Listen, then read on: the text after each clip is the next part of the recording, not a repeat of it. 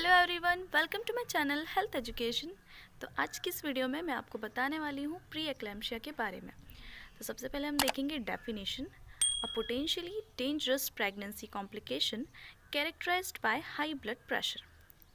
तो इसमें क्या होता है, जब प्रेग्नेंट वुमेन का जेस्टेशनल एज 20 वीक या सेकेंड या थर्ड ट्राइमेस्टर होता है, तब प्री एक्लैम्सिया के लक्षण दिखाई देते हैं उन्हें।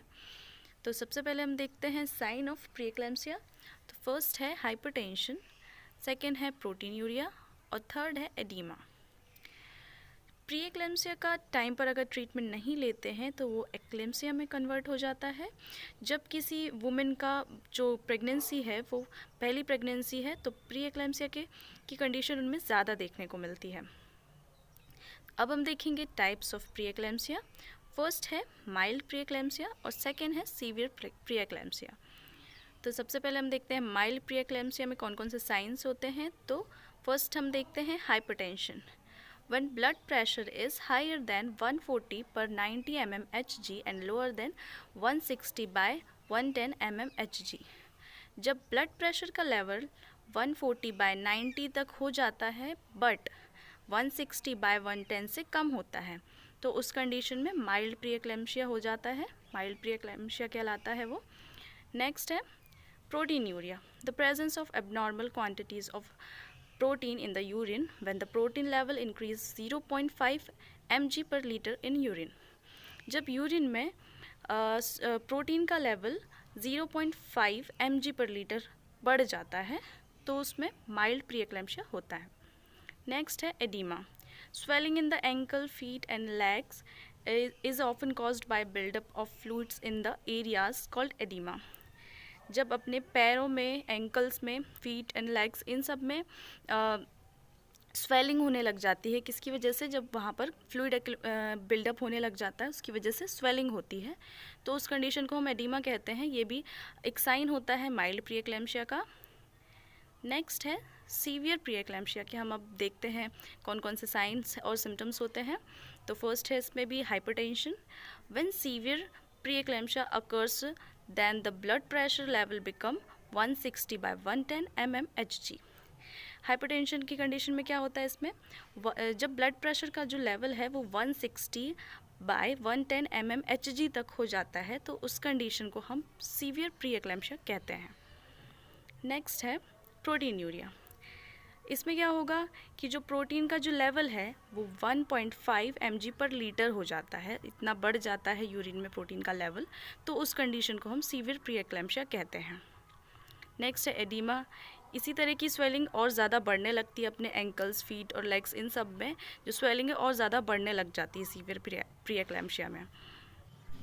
अब हम देखेंगे कॉजेज़ में हम देखते हैं हाइपरटेंशन। हाइपरटेंशन के अंदर ऐसे पॉइंट्स हैं जो प्री एक्लैम्सिया कॉज करते हैं, जैसे कि फर्स्ट है प्रोस्टाग्लैंडिन। ये एक हार्मोन है और एक वैसोडायलेटर है। जब इसका जो लेवल है वो कम होने लगता है और जो थ्रोम्बोक्सिन है जो कि एक वैसोकॉन्स्ट्रिक्टर है, इसका लेवल बढ़ने लगता है, जिससे जो ब्लड वेसल्स हैं वो सिकुड़ने लगती हैं और जो ब्लड फ्लो है वो प्रॉपर नहीं हो पाता है, जिससे हार्ट में प्रेशर पड़ता है, जिसकी वजह से हाइपरटेंशन की कंडीशन होने लगती है। नेक्स्ट है नाइट्रिक ऑक्साइड। नाइट्रिक ऑक्साइड का काम होता है कि वो प्लेटलेट्स को आपस में चिपकने नहीं देता और जो मसल्स हैं उनको रिलैक्स करता है। इससे जो हमारा बीपी है वो कंट्रोल में रहता है। जब इसका लेवल कम हो जाता है तो हाइपरटेंशन की कंडीशन कॉज हो जाती है। नेक्स्ट है एंजियोटेनिक सेकेंड। जब बॉडी में प्रोस्टाग्लैंडिन का लेवल कम हो जाता है तो इसका इफ़ेक्ट एंजियोटेनिक सेकेंड में भी पड़ता है, जिससे जो एंजियोटेनिक में जो वेस्कुलर सेंसेशन जो है वो बढ़ जाती हैं, जो हाइपरटेंशन कॉज करती हैं। नेक्स्ट है एबनॉर्मल प्लासेंटेशन। इसका मतलब प्लासेंटा में किसी तरह की एबनॉर्मलिटी का हो जाना, जैसे प्लासेंटा इस्कीमिया। इसमें क्या होता है कि जो प्लासेंटा में है प्रॉपर ब्लड फ्लो नहीं हो पाता, जिसकी वजह से उसमें ऑक्सीजन नहीं पहुंच पाता, ऑक्सीजन की कमी होने लगती है। तो इस कंडीशन में भी जो वुमेन है उसको हाइपरटेंशन हो सकता है। नेक्स्ट है इन्फ्लामेटरी मेडिकेशन। अगर प्रेग्नेंट वुमेन जो है वो किसी भी तरह की इन्फ्लामेटरी मेडिसिन ले रही है तो उनकी वजह से भी हाइपरटेंशन कॉज हो सकता है। अब हम देखेंगे प्रोटीनयूरिया। जैसे कि हमने पहले भी पढ़ा था, प्रोटीनयूरिया जब अपने यूरिन में प्रोटीन का जो लेवल है वो बढ़ जाता है तो इस वजह से भी प्री एक्लैम्सिया होता है। नेक्स्ट है एडिमा। एडिमा, इसमें क्या होता है कि ऑक्सीडेटिव स्ट्रेस अगर होता है, जैसे ऑक्सीडेटिव स्ट्रेस अगर होता है तो वो एडिमा कॉज करता है। इस कंडीशन में जो ब्लड वेसल्स हैं, ब्लड वेसल्स की जो एंडोथीलियल जो लेयर होती है वो अगर किसी तरह से डिस्ट्रॉय होने लगती है, डैमेज होने लगती है, जिससे जो फ्लूइड है वो बाहर आने लगता है, और जो फ्लूइड है वो बाहर आता है उसका कलेक्शन होने लगता है, जिसकी वजह से स्वेलिंग होने लग जाती है और वो एडिमा कॉज करता है। अब हम देखेंगे रिस्क फैक्टर्स। तो फर्स्ट है एज। अगर किसी वुमेन की एज 35 ईयर्स से ऊपर है तो उनका उस कंडीशन में वुमेंस को प्री-एक्लैम्शिया हो सकता है। और अगर किसी की जो एज है वो 18 ईयर्स से कम है, 18 साल से कम उम्र के जो हैं उन्हें भी प्री-एक्लैम्शिया की कंडीशन हो सकती है। नेक्स्ट है ओबेसिटी। बहुत ज़्यादा मोटापा होने की वजह से भी प्री-एक्लैम्शिया की कंडीशन हो सकती है।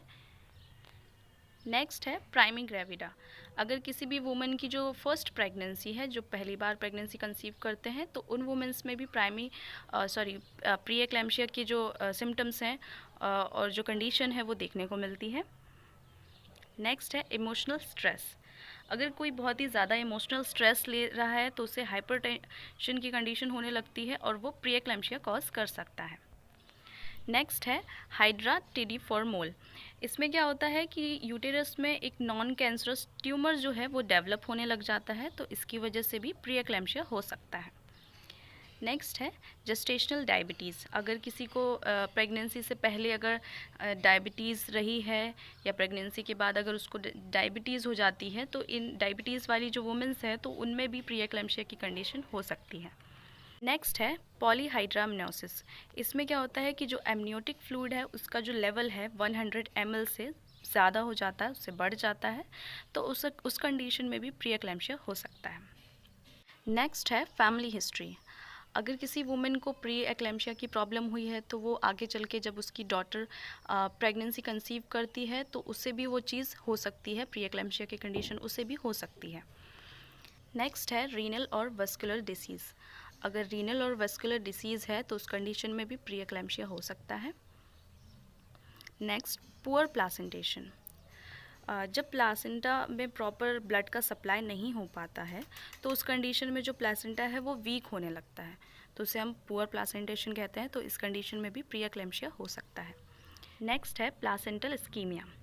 जब प्लासेंटा में सफिशिएंट अमाउंट पर ऑक्सीजन नहीं मिल पाता है, जिससे प्लासेंटा में किसी भी तरह की एबनॉर्मलिटीज़ आने लगती हैं, तो उस कंडीशन में भी प्री-एक्लैम्शिया हो सकता है। नेक्स्ट है माल न्यूट्रिशन।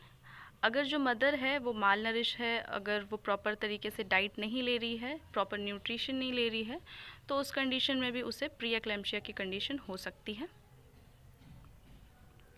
अगर आपको मेरा वीडियो पसंद आया तो उसे लाइक कीजिए, और भी इन्फॉर्मेटिव वीडियोस जानने के लिए मेरे चैनल को सब्सक्राइब कीजिए और बेल आइकन को दबाइए, जिससे मेरी वीडियो का नोटिफिकेशन आपको सबसे पहले मिले। Thanks for watching.